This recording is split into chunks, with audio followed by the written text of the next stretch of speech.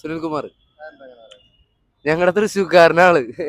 ആള് ഞങ്ങളുടെ തൃശ്ശൂരിനെ അറിയുന്ന ഒരു മനുഷ്യനാ. ഞങ്ങളുടെ അന്തിക്കാട് ഉള്ള ഞങ്ങളുടെ തൃശ്ശൂരത്തെ കുറെ കാര്യങ്ങള് ഈ ലൈനിന്റെ പിന്നില് പോലും സുനിൽകുമാറിന്റെ കൈകളുണ്ട്. ആ പോകുന്ന വാട്ടർ ലൈനിന്റെ പുറകില് പോലും. അത് വാട്ടർ ലൈൻ അല്ല, ഇവിടുത്തെ അഗ്നിസുരക്ഷാ ഭാഗമായിട്ട് വെടിക്കെട്ടിന് ഉണ്ടാക്കിയിട്ടുള്ള ഒരു സാധനമാണ്. അതിന്റെ പുറകില് പോലും സുനിൽകുമാറിന്റെ കൈകളാ.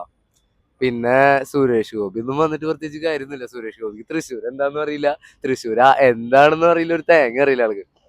ഓക്കെ, പൂരത്തിന്റെ ഇഷ്യൂ ശരിക്കും അത് പോലീസുകാരാണ്. പോലീസുകാരനെയാണ് ശരിക്കും അത് ബാധിച്ചിട്ടുള്ളത്. അവര് കാരണമാണ് ഇപ്പൊ പൂരം ഇത്രയും ഇത്രയും വൾഗറായി പോയതിന്റെ പിന്നില്. എലക്ഷനെ ബാധിക്കുന്നില്ല, എലക്ഷനെ ഒരിക്കലും ബാധിക്കില്ല. സുനിലേട്ടൻ തന്നെ ജയിക്കും. അതില് വേറെ ചിലപ്പോ സുരേഷ് ഗോപിക്ക് ഒരു സീറ്റ് കിട്ടിയേക്കാം, 2ാം സ്ഥാനം എന്നുള്ള ഒരു സീറ്റ് കിട്ടിയേക്കാം. കാരണം അങ്ങനെ അധികം കിട്ടിയില്ലെങ്കിൽ മോശമല്ലേ. കഴിഞ്ഞ പ്രാവശ്യം അയാൾ എടുത്തിട്ട് പൊന്താതെ അല്ലേട്ടാ, കഴിഞ്ഞ പ്രാവശ്യം അയാൾ എടുത്തിട്ട് പൊങ്ങിയിട്ടില്ല തൃശ്ശൂര്. അങ്ങനെ എല്ലാവർക്കും എടുത്ത് പൊക്കാൻ പറ്റിയതല്ല തൃശ്ശൂര്. ഞാൻ 4.5 വർഷം കൊണ്ട് തൃശ്ശൂരിനെ പറ്റി പഠിച്ചുകൊണ്ടിരിക്കുന്ന ഒരാളാണ്, ഒരു സ്റ്റോറി എഴുതാൻ വേണ്ടിട്ട്. ഞാൻ സ്ക്രിപ്റ്റ് റൈറ്ററാണ്. ആ സ്ക്രിപ്റ്റിന് വേണ്ടിട്ട് ഞാൻ തൃശ്ശൂരിനെ കുറിച്ച് പഠിച്ചിട്ട് എനിക്ക് ഇന്നും പഠിച്ചു തീർക്കാൻ പറ്റില്ല തൃശ്ശൂർ എന്താന്നുള്ളത്. അത്രയ്ക്കും വലിയൊരു ലെസണാണ് തൃശ്ശൂര്. ആ ലെസൺ പഠിച്ച് അവിടെ ഇലക്ഷനിൽ നിന്ന് ജയിക്കുക എന്നൊക്കെ പറയുന്നത് കുറച്ച് ബുദ്ധിമുട്ടാണ്. ഇവിടെ അറിയുന്ന തൃശ്ശൂരിനെ അറിയുന്ന ഒരാൾക്ക്, അല്ലെങ്കിൽ തൃശ്ശൂർ എന്താന്ന് അറിയുന്ന ഒരാൾക്ക്, എന്താ തൃശ്ശൂർ എന്താന്ന് അറിയുന്ന ഒരാൾക്കൊക്കെ അത് ചെയ്തെടുക്കാൻ പറ്റുള്ളൂ. സുരേഷ് ഗോപി ചിലപ്പോ ഇപ്പൊ ഈ മഴയത്ത് മുളച്ച കുറച്ച് BJP-ക്കാരുണ്ട്. അവരൊക്കെ പറയുന്നു ഇത് ഹിന്ദുമത രാജ്യമാക്കണം, ഇവിടെ മൊത്തം ഹിന്ദുക്കളാണ്, അതാണ് ഇതാണെന്നൊക്കെ പറയുന്നുണ്ട്. പക്ഷേ അവരൊന്നും വിചാരിച്ചാലും നടക്കില്ല. ചേട്ടാ, അത് കമ്മ്യൂണിസ്റ്റുകാരുടെ കോട്ടയം തൃശ്ശൂർ എന്ന് പറയുന്നത്.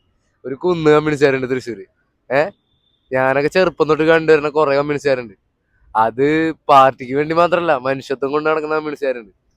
അവരെയൊക്കെ കണ്ടിട്ട് ഞാൻ വളർന്നിട്ടുള്ളത്. അതുകൊണ്ട് എനിക്കറിയാം ഇവിടെ കമ്മ്യൂണിസ്റ്റുകാരെ ജയിക്കുള്ളൂ, LDF ജയിക്കുള്ളൂ ഇവിടെ. അയാള് വെറുതെയാ. അല്ല, ആള് ഡമ്മി പീസാണ് ശരിക്കും, ഒരു കാര്യമില്ല. സംഭവം അയാള് നിന്നത് ഇത്രയും വലിയൊരു പോരാട്ടം ആയതുകൊണ്ടാണ് മുരളീധരൻ നിന്നത് ശരിക്കും. സുരേഷ് ഗോപിയും സുനിൽകുമാറും എന്ന് പറയുമ്പോൾ അത് വലിയൊരു മത്സരം തന്നെയാണ്.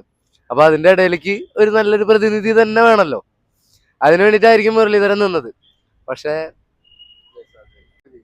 പ്രവചിക്കാൻ പറ്റാത്തൊരവസ്ഥയിലാണ് തൃശ്ശൂരിൻ്റെ നിലപാടുകൾ. ആര് ജയിക്കും എന്നുള്ളതിനെ പറ്റി വ്യക്തമായി ഇപ്പോൾ ഒന്നും പറയാൻ പറ്റാത്തൊരവസ്ഥയിലാണ് 3 സ്ഥാനാർത്ഥികൾ നിൽക്കുന്നത്. അതുകൊണ്ട് ഒരു പ്രവചനം എന്നുള്ള നിലയ്ക്ക് ഒന്നും പറയാൻ പറ്റില്ല. 3ഉം ഒപ്പത്തിനൊപ്പം നിൽക്കുന്ന ഒരു സാഹചര്യം, അതിൽ എവിടെയെല്ലാം മടിയൊഴുക്കുകൾ ഉണ്ടാവും എന്നുള്ളതൊന്നും പറയാൻ പറ്റില്ല.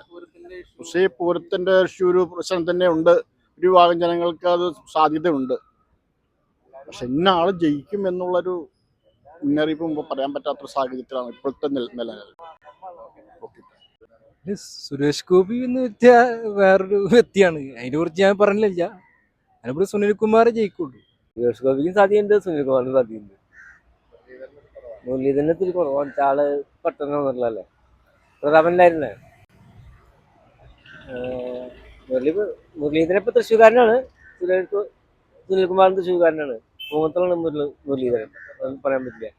ആള് നമുക്കൊന്നും ഉറപ്പിക്കാൻ പറ്റില്ല. സുനിൽകുമാറിനെ സാധ്യത. ഇവിടെ മുമ്പ് മന്ത്രിയായിരുന്നു, അറിയപ്പെടുന്ന ഒരു. പിന്നെ എല്ലാ സീറ്റും അസംബ്ലി സീറ്റും ഒക്കെ LDF-ന്റെ കയ്യിലാണ്. അതൊന്നുമില്ല, അതിൽ ലോക്കൽ പോലീസിന്റെ അറിവില്ലായ്മ.